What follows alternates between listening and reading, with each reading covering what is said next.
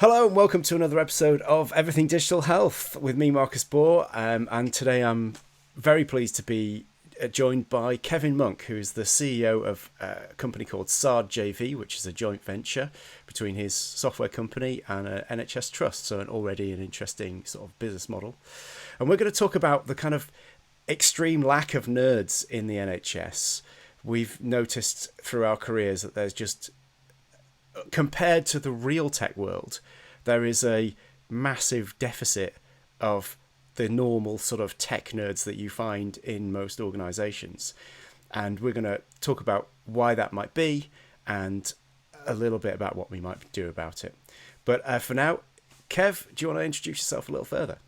Yeah, well, I mean, you've done it to some extent. Yeah, I'm Kevin Monk. I co-founded SARD, which is it's a workforce company, really. It's job planning, appraisal, revalidation, rostering, all the things that doctors hate doing. I feel like the tax man sometimes. It's like the thing you've got to do, but no one wants to do. I run a company providing all of horrible things like job planning. But if you weren't doing it, Sorry about that. they'd be doing it in an Excel spreadsheet, wouldn't they? So, like, that's the business Yeah, thing, isn't well, it? that's some people still are. Some people still are, and some people are doing it in Microsoft Word, and that's fine. And actually, it has, to be fair, if we just touch on workforce briefly, it has been a meaningless paper chase, as our mutual friend Professor Joe McDonald calls it. It's a bit of bureaucracy. I'm talking about job planning in particular here. It has historically been, okay, on an individual level, I have to fill out this thing. I have to say what I'm doing on a Monday, Tuesday, Wednesday, Thursday, Friday, and then it goes in a drawer and no one looks at it unless there's some sort of grievance or disciplinary or where you're doing private practice. And then, so basically, you're writing the evidence for someone to hit you over the head at a later date. And actually, that doesn't sound very fun for anybody, including Yeah, us. not when you put it like that, no. It's got this horrible, like, big brother element to it as well. It's like Alison Leary, who's a health workforce specialist at was it London South Bank University. She or often has this thing where she talks about, she worries that it tries to capture people as if they were just kind of factory workers in a factory. Like, how many things did you output? How many widgets did we make today? And there is that element to it as well. And I think people hate that kind of like time motion study Yes. of workforce. It doesn't really capture things like sort of supervision and whether there are people with seniority above you who are more experienced, and whether there's training, and how pressured you are, the moral side of going home at the end of the day and not worrying about whether you treated your patients properly. I mean, you could be meeting every part of the demand of a service. And actually, I've got a friend who's discovered this recently. You know, she was a family therapist, 10 years in the NHS. I'm sure if I did a capacity and demand model on what she was doing, she was meeting demand. She was working really hard, really bright, Oxford educated, super smart lady. Her capacity was meeting it. And if you looked at the capacity and demand, no gap. But behind the scenes, I'm not getting enough done here. I'm stressed. We've got a load of vacancies. We're trying to recruit into this. There's a huge churn rate. You know, the occupational health side of things is bad. And she's since gone off to sort of join academia and actually tutor on this rather than working in NHS. And that's a real shame. And when you're doing capacity and demand modeling, it should really take into account those elements of it, not just like factory widget production, but what's the wider context of how you're working. One of the things about working in the NHS is the pressure of work is so intense that there's very little time left for this kind of planning. So it pushes the planning into an area that feels like it's being done as a an afterthought, as a side quest, and so your work doesn't seem very planned. The general working environment's very disorganized, and it's quite stressful. It feels like the job planning process is completely separate from your experience of actual work. Yeah, I get it. It's not going to make my day better. When I Yeah. come in, I do my job plan. I don't do my job plan. 6 months' time, will it have made any difference? No. No. And that's been a reality for a long time. And I actually am pleased that NHSE and a lot of people are really sort of taking this seriously now. And we've hit a real sweet spot because everything's about productivity. Avoiding the whole factory model, it does need to be done, especially with the kind of shift left agenda of trying to move services out of these really expensive acute settings, and what can be done at home, what can be done virtually. I just did an ADHD assessment with my kids.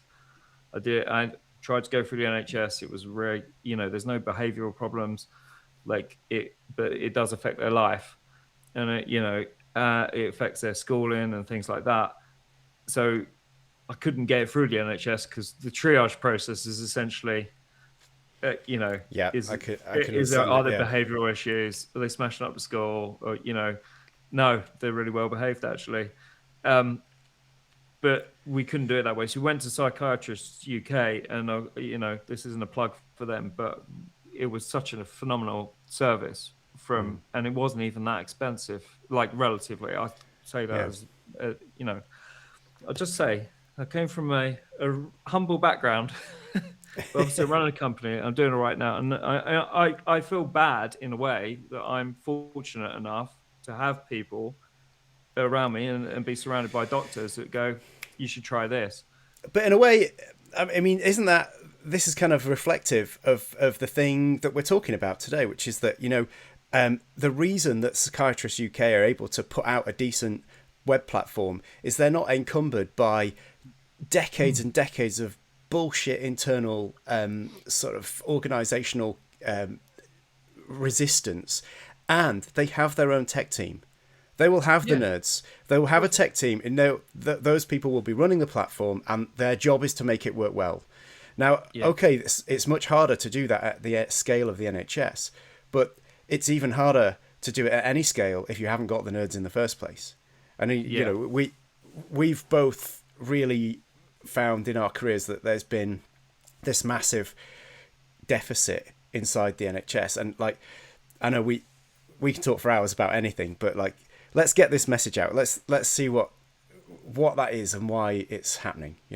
Yeah, this is going to be a tech thing, right? We are going to talk about tech nerds, but the result of that is actually really important. Emotional stuff about your family, and that's where, as engineers and as scientists, that's what you want to do. You want to solve Solve a problems that problem. make Yeah. people's life better. Like it was my I mean, I shouldn't go into a load of clinical detail on a podcast, and I don't think he'd mind me saying it, but there was a moment where the psychiatrist said, look, when I was a kid, I'm short-sighted. I was born short-sighted. It was a genetic thing built into me. I went to school. They did the eye test. I needed glasses, 6 years old. I go out and I look in the garden. I can see the blades of grass in the garden. And I realized I could see the world as it's supposed to be. And he said, ADHD is a lot like that, where you have this thing. It probably is hereditary. It will definitely, because I was like, oh, can I have some Ritalin? Yes. It's definitely genetic. I've read my grandmother's notebooks from the 1950s. Definitely got ADHD. But we recognize it now, and it's very common. It's like like wearing glasses. And he said, this will be, we've got the equivalent of glasses to help you see the world in a clearer setting, stop you bumping into things, stop you forgetting things, stop you, managing your life without that chaos in your head. Yeah. And, we'll titrate you through it, and you could see him welling up, and I could feel myself thinking, God, that was me at school.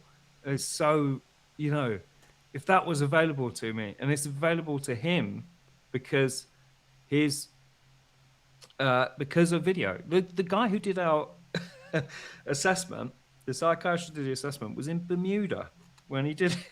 It's like, Nice work if you can get it, right? nice, right? Yeah. Yeah, good. Fair play to you. It didn't matter.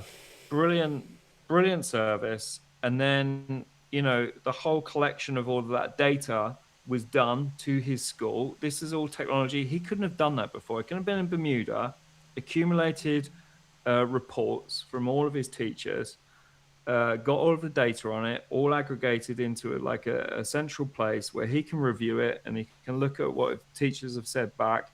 He can look at what parents have said, do all that kind of like pre-assessment, and then do that initial assessment provided with all of that data, and then do a video consultation. And then we come back to him on a platform, and we can see everything. We can see what all of the diagnosis is. And then it goes off to prescribing nurse, right, to do the titration. And it's like, oh, this is how it's meant to be. and it's technology that enabled that. It was technology that helped people do it. And when I look at the work we're doing on capacity and demand management, it's like when you're doing service design and you're trying to work out how could the NHS have a similar setup, how could they do it, you need to look at people and what processes they're doing, what activities they're doing. There's a real gap in our data set that we know who works in the NHS, and we know a lot of the clinical outcome data. We know the waiting times. We know who's been seen. There's a lot of information in the EPR and the PAS systems.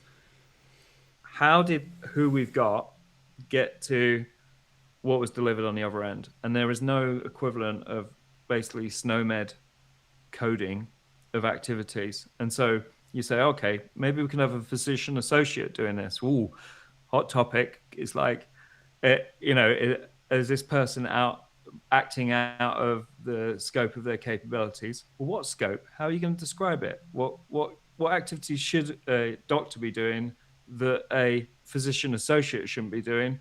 What activities should a prescribing nurse be doing? The doctor, and so we don't have an ontology or a classification for the kinds of work that people are doing. Yeah, and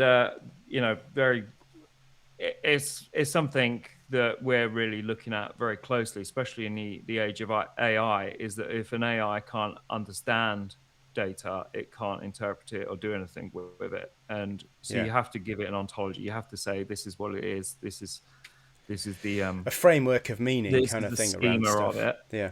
And they're the sort of things that can allow you to look at the whole shift left agenda, the 10-year plan of moving out care into, closer to home or in places that are less expensive. What can be done remotely? What can, like an ADHD assessment, do I really need to go in? Can we do this all remotely? Yeah, seems so. So working out those data structures, the technology there is an important part of providing service design to those other groups. And you need technologists to understand that that's even a problem in the first place. And yeah, exactly. This kind of gets on to the topic, which is I'm a nerd. I'm a nerd through and through. I love technology. I've been coding since I was a kid. I'm not even very bright. I did well at school, but I didn't do brilliantly at it. But I love coding, and I love software, and I love looking at it and seeing what it can do for me. And that is a skill set that I go into the NHS and I'm like, hello, is there anyone else who wants to talk about this geeky shit over here? And when I met you, I was like, it's just, God, there's someone who gets it, someone who loves it and knows the clinical world. And so I've met few other people though. like that. It's not a barren desert of it. But like when I started doing this, I met a few people, and I met most of them actually at NHS Hack Day. And if you're a frustrated technology clinician person, whatever part of that area, I recommend going to NHS Hack Day. In fact, there's one coming up very soon in Cardiff, I think. But like, where are they all? Because if you go to, I think you reflected on this. If you go to like Ruby conferences, and the level of conversation and the level of sophistication of the technical discussion happening is really high. And then you go to NHS technical conferences or, digital stuff, and there's no technical people there. It's almost like they've been told by their line manager, oh, you're not allowed to go to a conference about it. You're just a lackey. The status of technical people within the NHS is so low that they just are not allowed to get involved and sort of go and show what they're doing. But like I looked around, it's like, where is all the open source stuff that the NHS could be producing? Where are the technical people? Where is the NHS Developer Conference? Where are all these things? Just not there. Yeah. I liken it to, I just want to preface all of this by saying it comes from an honest place of kindness and love for all those people who are involved in tech in the NHS. Absolutely. And have an interest in it. Like our mutual friend, Professor Joe McDonald, like he's always at tech things. He's like he involved in the national program for IT. Can he code? No. Like he can't. Like no. And I'm not bracing him for it. But that side of tech, he's not interested in. Like he's a good friend. And not everybody needs to be a coder. But when I talk to you, I like, oh, have you seen like what you could do, like vector embeddings, and we could do this, and we could like use it to like code up. And this is why I joke that I can't have a 60-minute conversation with you, because we'll just get into it and we'll be like, oh yeah, and this, and like, what if you did it this way? And you love it. And I really liken it to like musicians, right? Like if someone's like, oh, I love music, they can probably pick up a guitar. They could probably, like, we all like music, like we like listening to it. But when you meet someone who's really into music, and it's a part of every part of their being. My mate Gav, Scouse Gav, he does Billy Fury, he's the rockabilly. You can't have a conversation with him without it sort of being about music. It's just everything about him. It's everything about him. Like he can't. It's his world. It's everything it means. And I feel like with tech, NHS tech in particular, is really just NHS tech. It's because the thing is, like, you come to a tech event and it's like, cool. What's your GitHub handle? Or what do you think of coding in Rust? It's like, I don't know. I don't know about that stuff. You're just coding monkeys that achieve my dream. And it's like, yeah, but if you really love technology, you just absorb this stuff. I'm going to the Royal Institution tonight to watch an event, one of the discourses. My wife used to work there, but God, I loved it when she worked there. Like so many geeky tech events going on. I'm going to at my own free time, because it's on healthcare, mathematical modeling in healthcare. Oh wow! Like, I don't need to go to that. I'm going to an old software engineer that I used to work with is coming up. I'm looking forward to meeting him. We're going to have a beer. We're going to go to this super geeky event. It's going to be great fun. Can't wait to see him and like see what it's about. I feel as though there are lots and lots of pockets of NHS tech geekiness that would love to be part of those kind of things. And I mean, I'm aware of some little pockets, which are things like the Analyst X community, NHS PyCon, there's an NHS-R community. So, I want to shout out to them if you're interested in those kind of things. So Python, R, and data analysis, there are those communities for you, and I'll put the links in the show notes. What I think we're trying to get to is like the bigger picture of like, if you've got a 10-year plan that absolutely hinges on this analog to digital shift, then where are your tech teams? It's the CTO, You, right? That's the thing. Is yeah, that CTO? you I need don't mean necessarily inspirational CTO, leadership. but decision making at that top level. When I talk about the ontology of job plan and activity language, my wife's eyes just glaze over. It's like, have you heard about Beckham and and I love all that as well. But she's just not interested in it, right? And if you're really into that stuff and you're part of the architectural structure at the top, you'd go, God, why aren't we doing this? We've Okay. got a missing part of the data jigsaw. And there are those people out there, and some of it's money, but I'm not sure it's even about money. I think it's about whether they feel welcome in that community. Because I remember there was a thing that said, I think someone was trying to build up a syllabus for NHS Digital Academy, and I said they should learn to code. Like, Yeah, I know absolutely. it's, Well, there's a cliche, but I there's don't actually mean you should learn to code and be a software engineer. What I meant is, if you love this stuff, if you love technology, you will probably know how to code.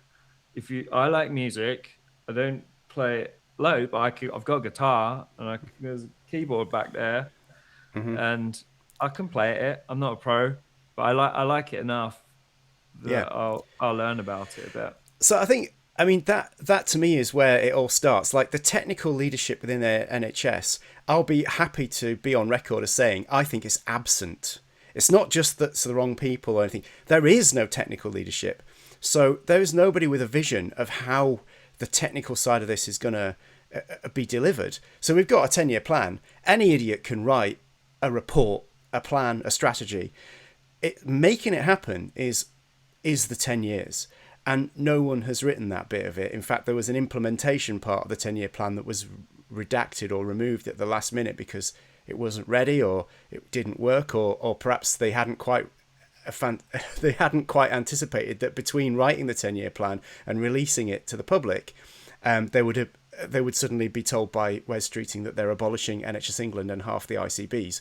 Because if your implementation plan mentions NHS England and ICBs, then it looks stupid that you are releasing this. So I suspect that's probably it, But where is the NHS CTO? Who is? Well, yeah.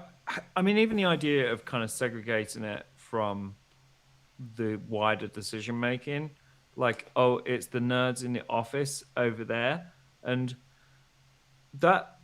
Because one of the bits that I think does work quite well in the NHS is actually all of the kind of data dictionary stuff and the ODS codes and the organizational data service and all. Some of those all bits of are that. done well, And when you go and talk to those people, they really get it and they're really interested in tech, but they're not part of perhaps where that tech has a role in the shift left agenda. They don't, moving people out of acute care. What are we trying to achieve as an organization? There should be a CTO in the NHS who is an uber nerd, or she. 100%, 100% agree. There should be an uber nerd, and when that person gets announced, I should be like, oh yeah, I know that person. I follow them on there, or I watch their videos. I mean, there's a guy called Andrej Karpathy. I don't know whether I know the name. Yeah. Yeah. So he was did the self-driving at Tesla. He was also at OpenAI.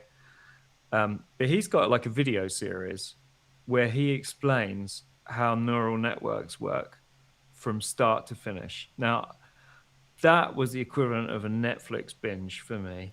Like it's literally, I think I probably watched maybe 20 hours of watching Andrej Karpathy go through. Now he's got a job, he's got work to do, he's got OpenAI, he's got Tesla, he's got all of his. Everyone knows him. Everyone knows him in the software world, in the tech world, and then he sits there and does this video that describes all those processes. That is someone who really loves tech, really loves tech, and and everyone in the tech community knows of him. Like if I sent you that video, you'd be like, oh wow, that's interesting. A CTO going into the NHS should be like Should be Andrej from that Karpathy. from It should that be caliber. someone who's of that caliber, Yeah. who is like, this is a really important organization for the entirety of the country. Like But they should also understand the NHS. So we've had too many imports of late. So certainly in the last 5 to 10 years, we've had NHS CIO people who've like swanned in from car companies, from betting companies, from places that have got processes, but they look nothing like NHS processes. The NHS is a very weird organisation, and I think you just have to absolutely accept that it's not like manufacturing, and it's not like commerce, and it's not like retail. You've just got to understand the NHS. Yeah. So we need somebody who understands the NHS and somebody who understands tech. I would put them in charge. On that slightly, in that someone of that caliber will have the capability eventually to understand that, like you would hope to absorb some of those ideas. But I haven't seen anyone of that sort of caliber. And the thing is, maybe it's like, oh, we can't afford them. Fine. There are people. Andrej Karpathy didn't get paid to do a 20-hour YouTube series on neural networks. He just did it. I don't know why he did it, but he did it. It needed to exist, so he did it. To show people, maybe it was trying to encourage new engineers into the company or to train them up in some way, but I don't know, whatever reason he did it. There's an intrinsic motivation in these people, and I think there are a lot of people who would take that sabbatical, that would take that pay cut, or have made money in some other thing, and they're like, I'm just doing this out of a sense of civic duty. And there's gonna be a lot of things that the NHS is bizarre and unusual.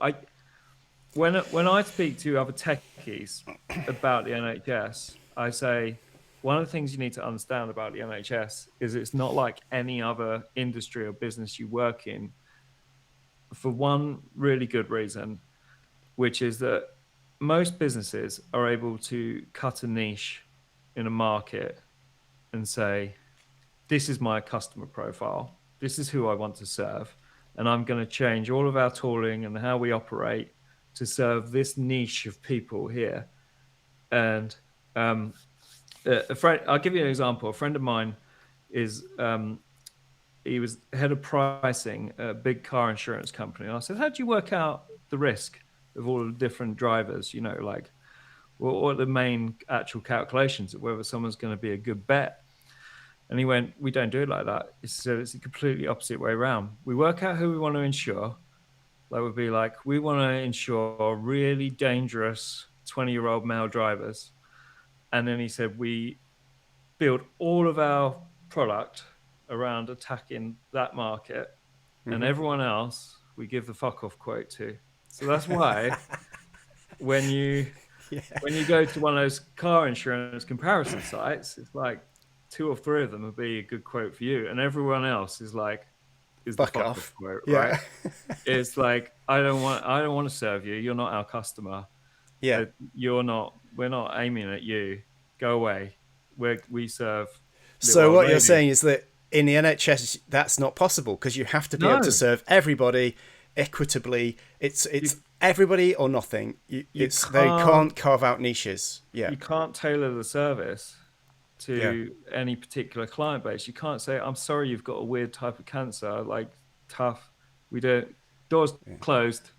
Bye. Well, so that's what I'm saying. That's why I'm saying that anybody who's going to lead tech in the NHS really needs to understand the NHS. And I mean, I was at a summer school event. It's a conference event called Digital Health Summer School. And the then exiting CTO of NHS England came and talked to us. And the start of his presentation was basically, I didn't realise that the NHS and healthcare was going to be so hard. And his background was car manufacturing. And everybody in the room, 500 plus people, who were like, well, we're not surprised that it was hard because we understand this. So to have you stand in front of us and say, I'm in charge of you, and yet I know so little about this organisation that it's a surprise to me that what you're doing is hard and the tech turns out to be quite difficult, actually. Fuck you! Get out! We don't need those people. We need people who actually understand what we're trying to do and have the technical chops to be able to put that in place. Now, obviously, they're not doing this single-handedly. We need to in-source our technical teams and have a good in-house technical capability in every single NHS organisation, from all the way down the pyramid and all the way up the pyramid. So, from the leadership organisations, the centre, as they call it, right down to what it will be left of ICBs when they've been decimated. And every organisation needs technical capability. Outsourcing is not the same. Question one on that interview process is, what's interesting you technologically right now? And it's like, oh, I found this thing and it's really cool and it does. Yeah. It's not like, oh, I'm playing with this or, no, sorry. Yeah, sorry. Absolutely. If you're not into this, it's like saying the musician things. It's the same thing with like writers and stuff. Like, oh, I'm a writer. Cool. What have you written? Nothing. Show me the code. Oh, don't show me the code. Show me your love. If I bump into a musician and I'm chatting to them about, what do you do, and that you can tell very quickly how much of a musician they are. Like how many bands are you in? Not are you in a band? How many bands are you in? How often are you gigging? How exhausted are you from gigging? What do you do? What do you play? How many instruments do you play? It's not like I've show me the ends of your fingers. Is the skin at the end of your fingers dead? So it's the difference between, like, I've encountered in the health tech space within the NHS, there are a lot of people sort of floating about who really amount to sort of digital health influencers. Like that's all they can offer. They really just sort of find a nice shiny thing, talk about the shiny thing, and they aren't the technical people we're talking about. So like in your interview question, if you said, what are you interested in? What have you found that's exciting? Your health tech influencer will say, oh, I've got a smart watch or a smart ring or some wearable bullshit. But your proper technical person will be saying, I've just been experimenting with like Claude code in a loop, but I've just been able to like tell it to build with a 1-sentence prompt. It built me an entire like website. That's the kind of guy you want, or girl, as opposed to a health tech influencer who can offer really nothing but just sort of puff pieces and chatter. Well, I went into this saying, look, I'm saying this with kindness, and I really am, because I do think a lot of those people are, as the same with the ADHD assessment stuff, I think there's a lot of those people who I don't want to say, oh, they're just influencers, because I think they are excited about what the technology can do. Actually, a better analogy than musicians would be chefs and people who go to restaurants and foodies. Mm-hmm. Like some people would be like, oh, this cut of meat and I can do this with it and I can, do all this different stuff. And then someone else is like, I like food. Okay. I love eating your fine food. And it's like, that to me, that's what it feels like with the NHS tech sort of influencer. Like, I think that sounds like a pejorative term because it sounds like they're not actually bringing skills, because I think they are. I think it's like, this is what's possible. Yeah.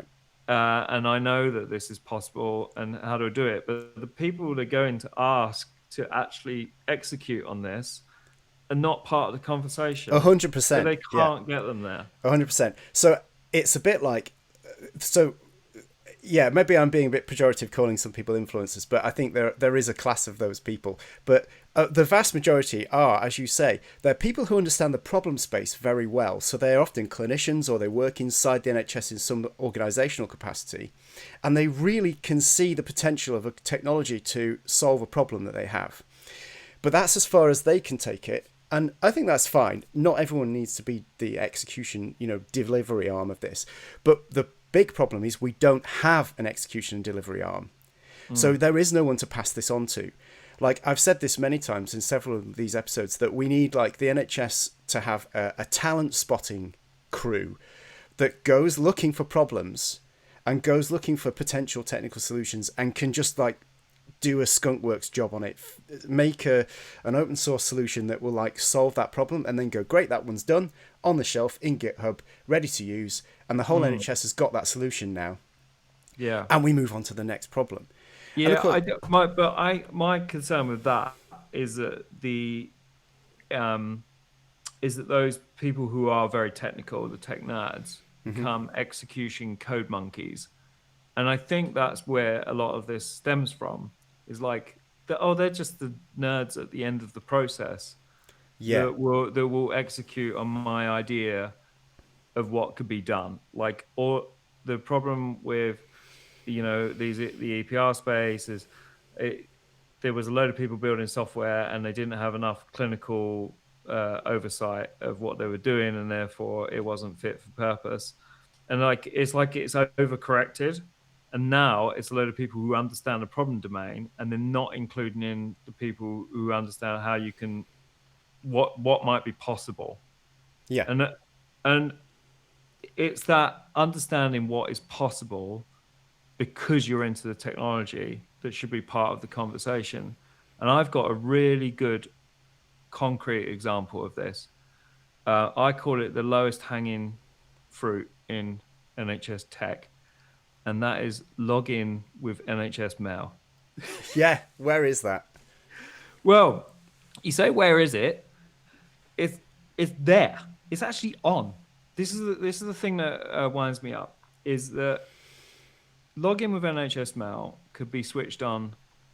It doesn't even need to switch on. It could be used tomorrow By everything that you sign into. Yeah. There's literally a web address I can go to that is the Microsoft NHS.net account, where I can see the code that tells me that this thing is switched on and it's ready.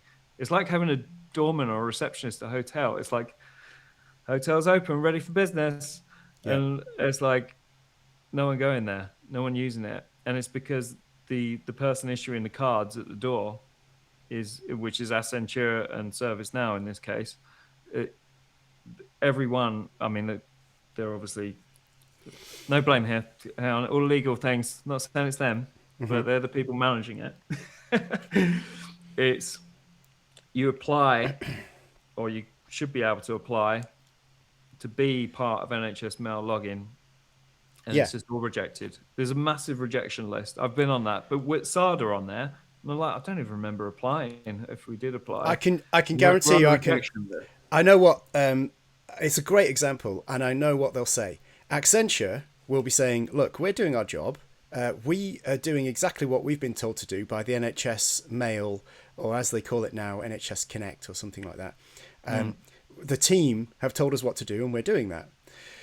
If they'll have also been told to contain their costs, so the NHS Connect team will have said, oh, we can't allow all these extra clients to join the scheme and to have login with NHSmail enabled, because they'll be being charged per seat or something like that. There'll be some slightly dysfunctional purchasing organisation arrangement that is the reason for it all. So it's all working as intended. It's just that no one intended that to be the outcome.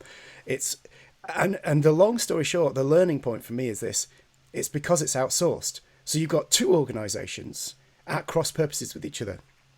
NHS England is the commissioner of NHSmail, and they've got some organisations that deliver it. But they don't own those organisations. They're just paying them to do a service.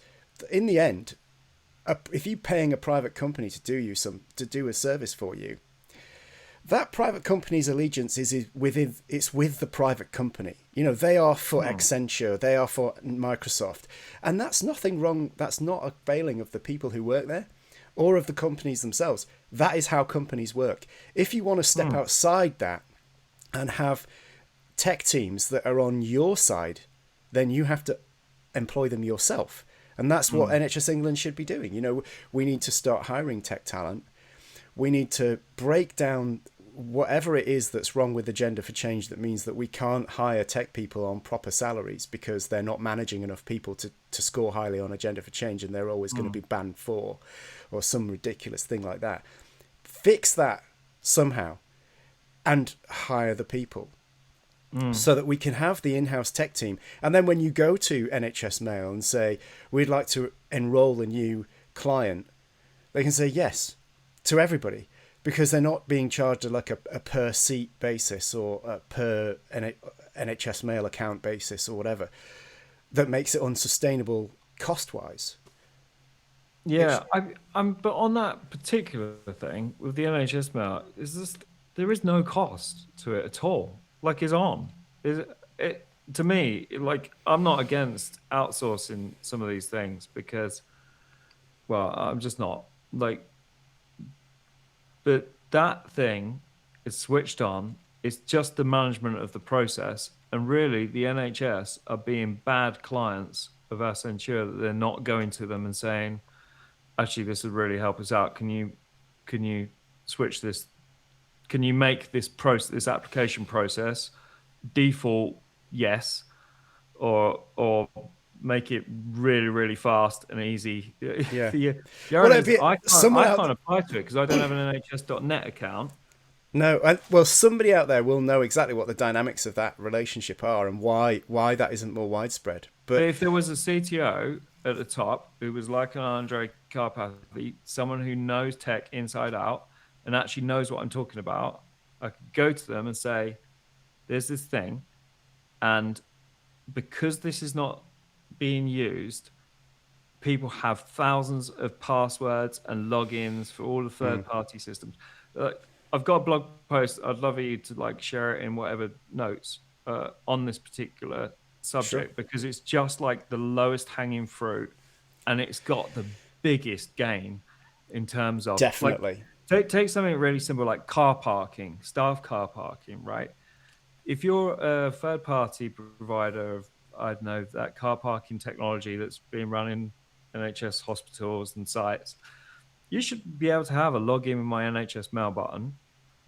You click on it, and it goes, oh, I know who you are. It takes your ODS code, because that's part of the profile. I've seen that. It knows which organization you work for. Bang. Yeah, you're through. But not, oh, I've got to load up an app, and I've got, oh, God, what's my password for the staff car parking app? Yeah. Oh, geez. Reset, or use 123 password like I got on everything. 100%. And I think that, as you say, that is one of the lowest hanging fruits. The potential gains are that not just car parking, but like every clinical application that you use in your working day would be linked to the NHSmail. So the first thing you do is, on a new computer, you sign into that computer with your NHS.net account, and everything else then just hooks into that. So as you go to various different services, as long as you're supposed to have access to that, then it would just give you access. And so wherever you were working, that would work. One slight drawback. The reason it's not happened, though, I think, is a misunderstanding of what it is. Because if you say log in with NHSmail, people are like, that means you can read my emails, or that means you've got access to my systems that I access, my Microsoft account, my calendar account. Maybe it's a clinical. If I give you the keys, you're going to be able to get in the front door. And it's like, no, you're proving that you've got the keys to them, and they're telling me whether you own that email address. But no one has that problem with log in with Google, do they? Would know that. But without that technical knowledge, you don't know that, and you're like, oh, it sounds dodgy. Most people seem to be fine with using OAuth logins for, say, log in with my Google account. But maybe the crucial difference is that it says log in with my Google account, not log in with Gmail. And so what we need to do is say log in with my NHS staff account. And that means that's what you'd call it. The other issue, one of the things I do know about the NHS.net life cycle, the NHSmail life cycle, is that because of the cost of individual accounts there, they aggressively manage the account lifecycle. So if you don't use your NHS.net account for, I think it's as little as 3 to 6 months, and if it hasn't been put into sort of cold storage, it'll just be deleted. Yeah. And when you come back, you'll have to have Marcus.Bor 1. You know, there's only one Marcus Bor in the entire universe, but I would still be Marcus Bor 1 or Marcus Bor 2 the next time I came back. So, like, first thing to fix is the account lifecycle. NHSmail needs to assign you an account for life. So when you start working at the NHS, that is your account for life. If you leave and come back, it'll still be your account. And it means that when that becomes your identity as you move around the NHS, wherever you go. And it should never be taken away from you, even if you didn't use it for 10 years. Because that's how we then track somebody who comes back from retirement, and their emails will still be routed to the right person. Whereas at the moment, because of the costs, after 3 years, they will recycle a closed account. So that means that a 3-year-old email from somebody who's got an NHS.net account potentially might route to somebody with the same name, but a completely different person. So like Jeff Blogs leaves, and 3 years later they can recycle Jeff Blogs 1, and they'll give it to another Jeff Blogs. Right. Meaning completely different individual now gets the emails that were intended for Jeff Blogs, albeit with a 3-year gap. That is broken. Yeah, that sounds dangerous. That is dumb. But having had conversations directly with the people at NHSmail, they believe that the system is functioning as intended, even though it does not work for clinicians, especially clinicians in training who move around a lot. So like, that's number one to fix. Once you fix that, then you can make Log In With NHS.net everywhere and just make that the norm. Yeah.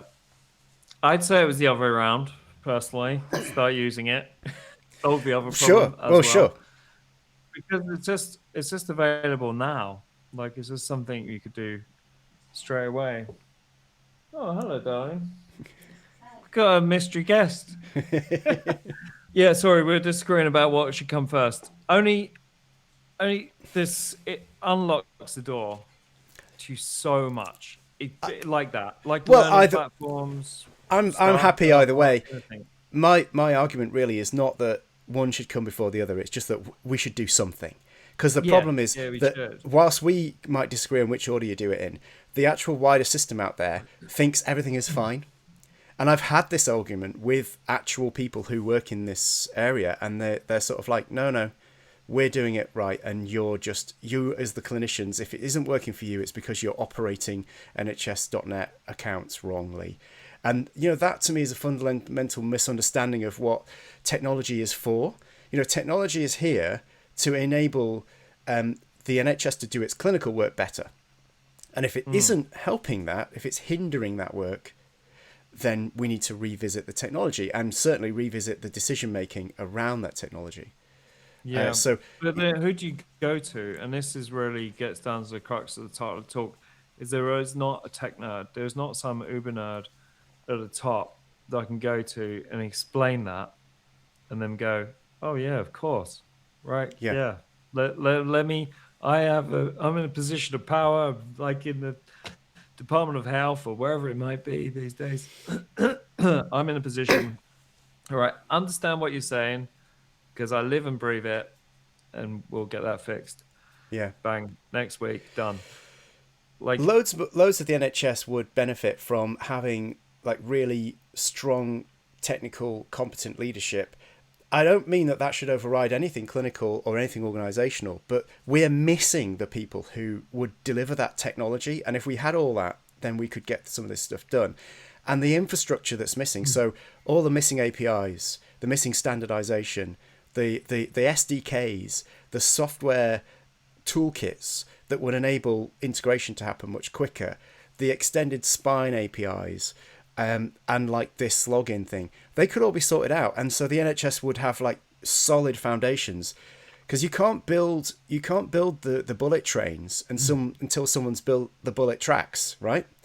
Yeah. And we're asking people to build bullet trains, but we're not giving them the tracks to put them on. And the NHS like feels to me like very much like a sort of massive sprawling shantytown favela kind of thing. like the outskirts of Rio de Janeiro or something like that. It's just all bits built on bits, piece of plastic sheeting here, some duct tape, some wire, and we need to like actually put in the infrastructure. About that head CTO role. Like, I feel really bad because it probably is someone who is the NHS CTO, and I don't know. Wasn't it right now? It's an interim person, which means a political appointment that they can't be bothered to interview for. Yeah, and I'm not. As I said, it's not a pejorative to those people. It's just we could really do with somebody who's got power and influence at the top level of NHS to really understand technology in a way that I can talk to you or I mean, Let's Talk Digital conference we went to. It was set up by our friend. All right. It was really funny because it was like in a village hall, and it was basically everyone. I mean, not everyone, but it was like this concentrated little group of people who actually really did love tech and were building apps. And, you know, Mark just got together everyone who really, really loved tech. And you could fit them in a village hall, and then you go to a health tech conference, this ginormous like conference hall. Like, no, you could fit the people who really love this stuff into a village hall. That's what I learned from Let's Talk Digital. But we need that person at the top. I don't want to just sort of like moan about this because we've moaned about it for years, haven't we? And we did the public money, public code thing for a while, which I still think is a great idea. Wrong time normally.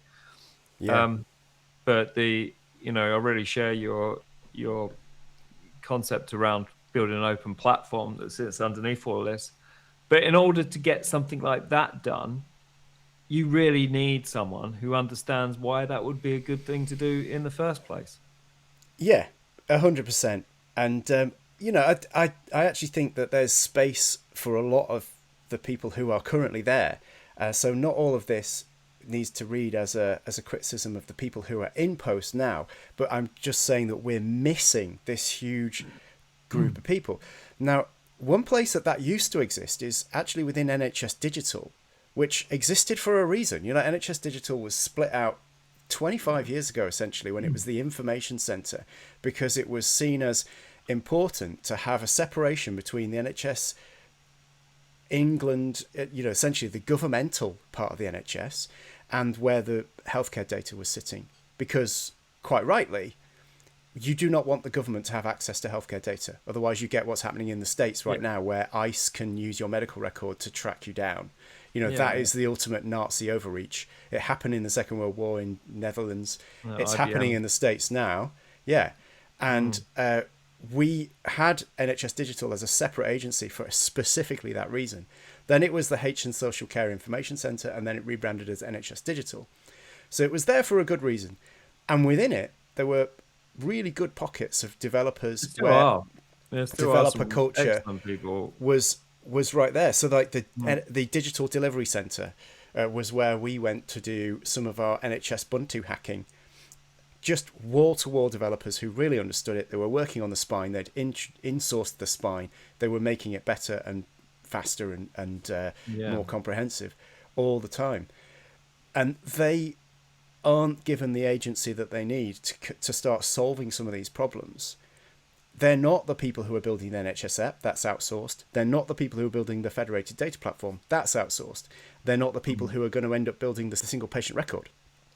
Because although that hasn't been announced where it's going yet, I'll put money on the fact that it'll be outsourced.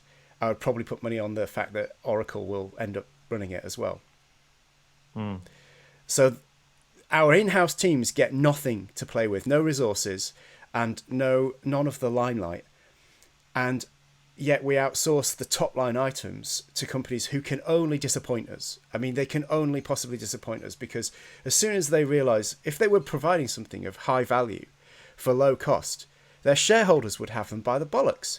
Because you're not supposed to do that, to provide something of high value for low cost. You're supposed to get away with providing the lowest value for the highest cost, because that maximises shareholder revenue. That is capitalism, And isn't that how it's I'm supposed not to going to work? join you on your Trotsky rant, I'm afraid. As a business owner, like it's not like that. It's in fact, I heard recently, and I sent you through a little screen grab of it, plans to build a job planning system internally, and it's just the wrong idea. Like, to think that we aren't running it as efficiently as is humanly possible. Most workforce companies are losing money hand over fist. We basically run an even keel, like vaguely profitable, but it's basically about as efficient as you could possibly do it with all the customer support, engineering, ops teams, digital, IG. It's about as lean as it could possibly be. But you're not a publicly And traded company. I think the point I'm making is about publicly traded companies where shareholders get involved, and it's a different there's set a of difference maths there. there. You're a small company, and I'm a small business owner, and I sell services to the NHS, and I'm doing that as efficiently as I can too. I think the small business ethos is absolutely what we do want in the NHS. But we keep outsourcing our contracts to Fujitsu, Oracle, Palantir, and the big suppliers, existing ones, Epic, Cerner, etc. They Yeah. and their first instinct is not to maximise value for the NHS. I don't think I'm being Trotskyist by saying that. I disagree. On some of that. I think you can be a large organisation. We did pre-recording. I did say how I need to write a blog post that says, "Unpopular opinion, quite like the FDP." Actually, looks. I want to Really read that. I want to read that. Yeah, maybe I do it. shouldn't. Maybe I want to. Maybe I want to stick that in a drawer. But no, I don't. My feeling is that it's the NHS being a poor client of some of those services. Okay. That's That is very probably personal true to me. too. Like when I take on a new supplier of any type, so we outsource a lot of our IG stuff to a company called Databox 360. We all of our accountancy, we essentially have an outsourced accountancy function, which is with a company called Outrise, do a brilliant job. We have these really good suppliers, and one of the first things I always say to them is like, how can we be a good client? How can the service you provide, how do we use it? What's a bad client to you? Yeah. That's a good, interesting question, because people often think of their efficiency as an organization as a supplier. They don't often think about their efficiency as an organization as a consumer and whether they are a good client of those services. And so I do it with everything. This lovely room I'm in now, I said to Martin, who did the building, I was like, what really annoys you when you're doing a building project? This, and this, like change mind. Okay. Right. Like I got a sense of what a bad client for a builder is, and he's trying to do his best job, and we're still mates. In fact, he sent me a message the other day. This building's like 3 years old now, because he was like, oh yeah, you're easy to work with, and there was trust there. And how do you build up a good client supplier relationship is really important. And I often think the NHS acts as a really bad client 100%. Yeah. of It services. absolutely And when it does. comes to Accenture or ServiceNow, when they're managing that thing, they could do those things, and they probably want to do those things. Even in these big PLC organizations, it's still full up with people with intrinsic motivation. It's like the opposite of the principal agent problem. You heard of the principal agent problem in economics.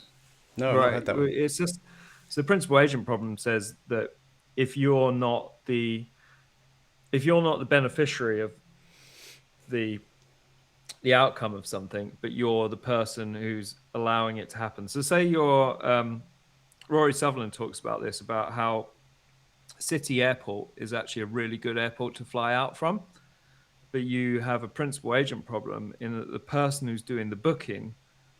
So you get like a director or something who's like, I need to fly to so and so, And I go, oh, right, I've booked you into City Airport in London.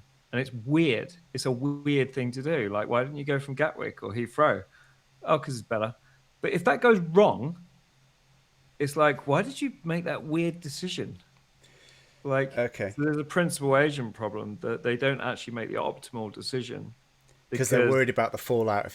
If it seems like an odd thing to yeah. do, you're But not I think you protected by. actually have the opposite with a lot of these organizations, which is that the purpose of the organization is to maximize shareholder value. And then you get people working in there who have got intrinsic motivation. And it's like, I just want to do the best job I can.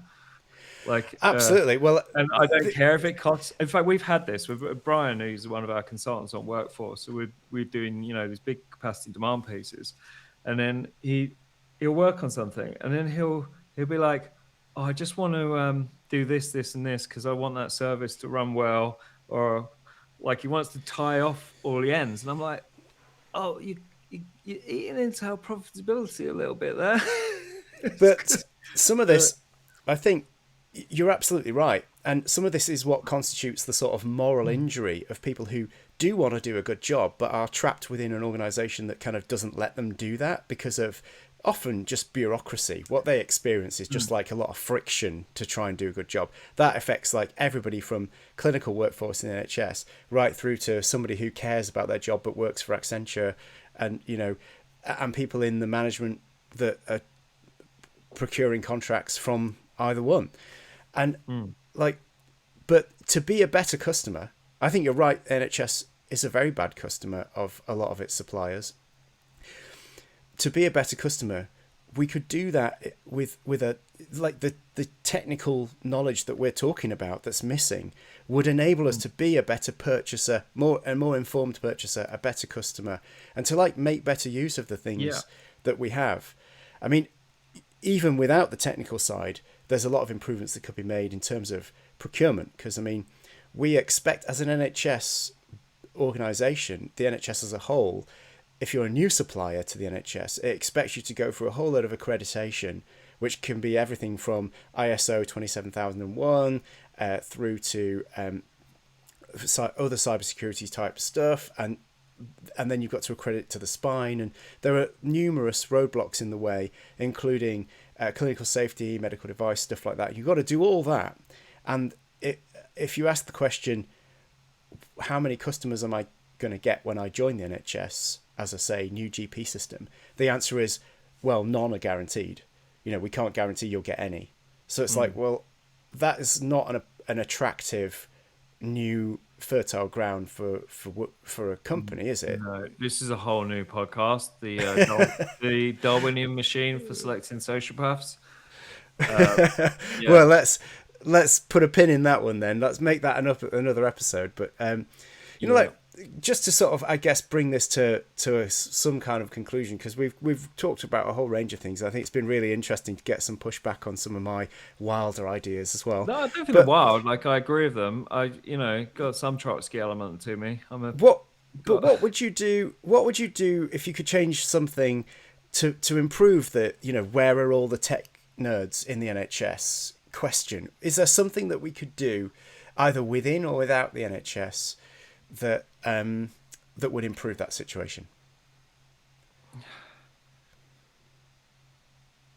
I do think, I don't think it'd like a really good outcome for this podcast. It would be that it gets in front of what's his name, the new CEO, Geordie, Jim Mackey. That's the one. Dream outcome. Mm-hmm. Jim Mackey, for some weird reason, decides to take a look at your podcast, and there's just one little bit that says, get in an uber tech nerd somewhere in the NHS who understands technology at a really deep level and is incredibly passionate about it and has a decision-making process to make that happen in all the other places. Mm-hmm. Fish rots from the head at the end of the day. You need someone right at the top. Let's go back to who's Matt Hancock, right? I know it's not everyone's cup of tea, but NHSX as a concept was a good idea. Like I agree. you got in some really good people. You got in people like, I went to open source conference in Brussels, and I bumped into a guy called Terence Eden, who I was you'll going to know. say Terence Eden Man, was he was an amazing kingpin, yeah. presentation. He was there. You know, Ian O'Neill. There were some really good people in that organization, and a fish rots from the head. Like, I'm not saying he was good at anything else, but he came from a family who did the whole postcode search thing. I think that's where his family made some money on some sort of internet. Having someone who cares about technology and was keen on it meant that they started to put in the structures to have something like NHS-X, and that was starting to percolate down. And Yes. then he did his And awkward then it was sloggy abolished. kiss thing, and it all went crap. And it was like, oh God, we were so close to having someone or something. There was an organization that was like, let's have a real good, deep understanding of technology and have it a decision making high enough up the hierarchy to have some influence. That will spread out. I would completely agree with you. We need that. And I would say, I would just add two further things. One, doesn't need to be a new organisation.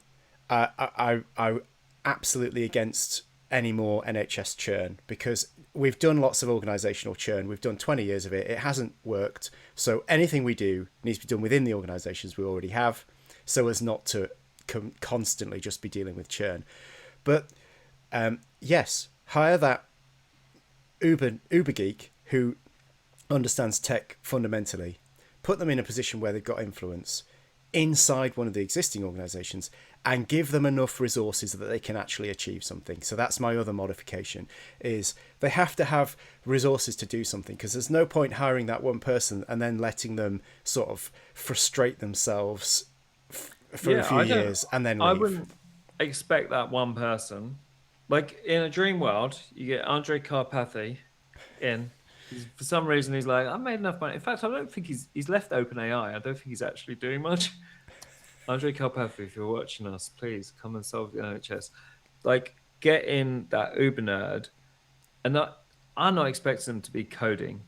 I'm expecting them to represent at a high level the importance of that technology every layer down, and to be whispering in the ear of the decision makers when they're structuring, probably at Department of Health, probably Secretary of State level, whispering into the ear, these people are not just code monkeys to execute on what you want at the other end. Like, they should be an influential part of telling you what's possible. Yeah.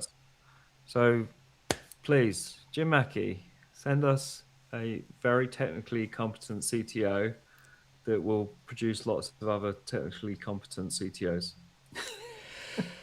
And I guess, yeah, I mean, that's a great message to end on. And the only thing I would say is, just in case Jim Mackey's not listening, is for all the other people who are nerd, bottom up. Find other nerds, and I mentioned some of the places that you can find them, and like band together with those people.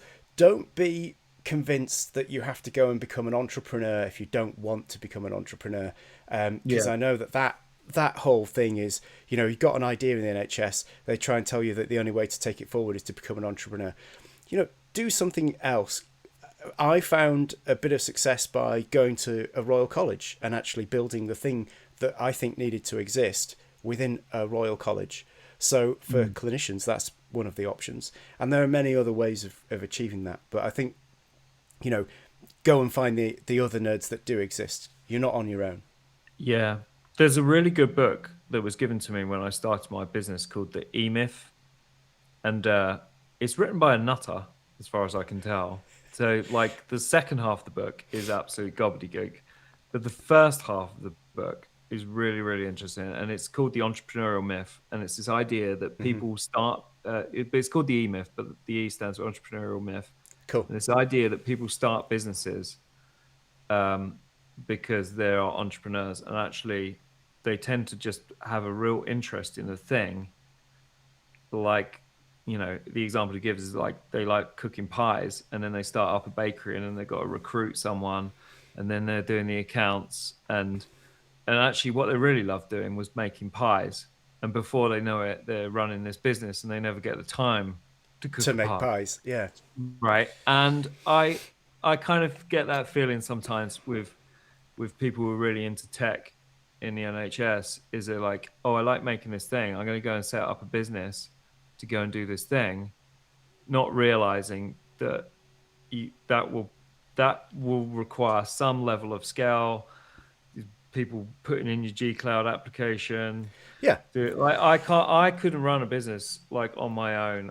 It is a company. It's literally a big group of people, and until you get to that kind of scale, it's very hard.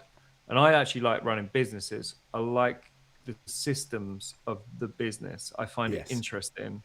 Which Like a bit of technology, I find what a business is to be an interesting thing to study and to work on and refine.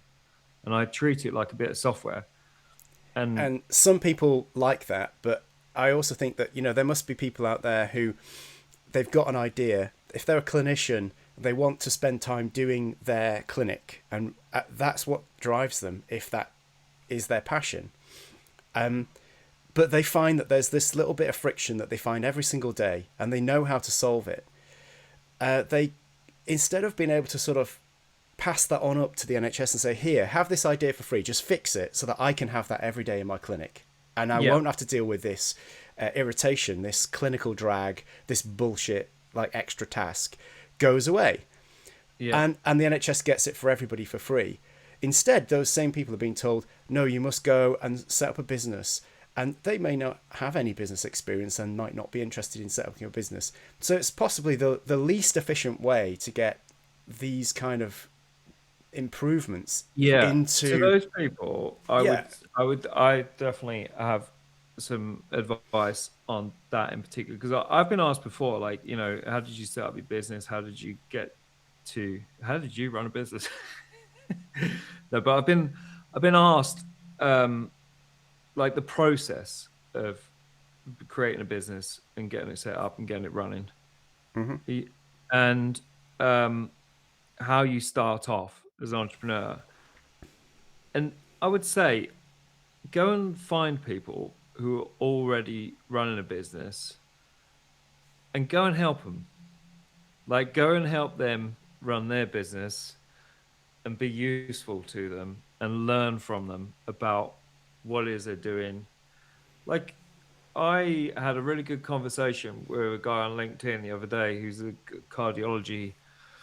um, cardiology service manager, and he put up a post, and he'd obviously been coding up like a TypeScript application for, he called it the Strava, for clinicians. So it was like, kind of, what activities have you done? Like, you know, like he was just sort of trying to gamify activities, right? Now, Cool. he seems really capable, looks like a really interesting service manager, is obviously top of his game. And I just reached out to him and said, we actually run the job planning stuff at your trust. This looks really interesting. Can have a conversation. Now, I get the fear is like, you're just going to steal my idea and make a Hmm. load of money out of it. I don't think that's like always the case. It's certainly not the case with me. I like, Hmm. if you try and push this through, as you say, through like that NHS trust, NHS England route, let's try and make this thing. It's just, you're just going to hit so many barriers. You're far more likely to find a small SME company that's interested in what you're doing, And you who can can get your feature in as a kind of Trojan in with their yeah, software like already. Yeah. Yeah. that's the demographic we're looking for. We're looking for people like that, especially SMEs. You're looking for people who are really kind of working in your domain, have got interesting ideas, and if it's right, then there's opportunities to like commercialize that without you having to set up a giant business around it and get registered with the ICO and get you know, like, 100%. Yeah. I think I mean, that's. you've got to be really careful about who you approach about it because they will just come along and steal your idea if you're an idiot about it. But you know, build up trust. And most people, despite my sometimes cynical nature, most people are good. And I think, you know, if they see you trying to do something and you can find a win-win, then you probably have a better route to market by taking on that. Treat it like a franchise, like McDonald's is a franchise. It's like they're already registered on G Cloud. They've done all the IG. They've got a HR team. They've done all that, all the stuff. They know how to get out to market. Use that as a franchise for your ideas. Yeah, well, that's a much better model than suggesting to a clinician with a single good idea that they should build a business around it, because 100%. That makes they've been given the hardest possible approach to that mountain. We know that the NHS is hard to sell to. It's multiple different organisations. It's got lots of rules and stuff like that. There's lots of incumbents. There's lots of politics. It's a very, very difficult environment. And we're saying to people with no business experience, what you should do is set yourself up as an entrepreneur. You'll be fine. And I think that's just really disingenuous. It's not helpful. Whereas, absolutely, what we could be doing is partnering them up with existing businesses and saying, we've got this person with an idea that fits roughly into your wheelhouse. You buy the idea off them and then you can build it, or you partner with them in order to build it together so that they get some sort of directional control over how the idea develops, and that they're rewarded for that idea. I think it makes sense to do it that way, and the clinician gains because they're working with an organisation that already knows how to sell into the NHS, already has some customers, all that kind of thing. And whereas I just think some of the stuff that we ask people to do is madness. It's deliberately counterintuitive and it's just likely to fail. It's a huge threshold to leap over to provide anything. I think there's probably another episode in this, which is how to be a business that sells to the NHS, or how to navigate the NHS as a business, because I think that's a separate niche interest, and there's probably some other people. I could definitely describe my route, and it was accidental. I didn't even mean to start a business. It was an accident. But I think that's a great place to bring it to a close. We'll definitely do that episode again, the future episode about procurement and that kind of thing. But it's been really cool to have a conversation that's sort of free-ranged around the idea of nerdery and that sort of thing. It's I think we've crossed into the zone of uncomfortable debate in some areas, which has been great, and it'd be very interesting to hear what people listening to this feel about it. If they got any thoughts. Not all of it's clear cut, and we've got some ideas of how you might fix it, but there might be other people with other views, and please let us know in the comments. And of course, if you want us to cover other areas, then please mention that in the comments too. Just remains to say thank you very much, Kevin, for coming on the show, and we'll definitely have you back, because I think there's so much more to talk about. As you said at the beginning, it's very difficult for us to keep one of our conversations down to sub 3 hours, because we've got so much we want to talk about. But we'll do another one, and thank you very much. It's been great. Thanks, Marcus.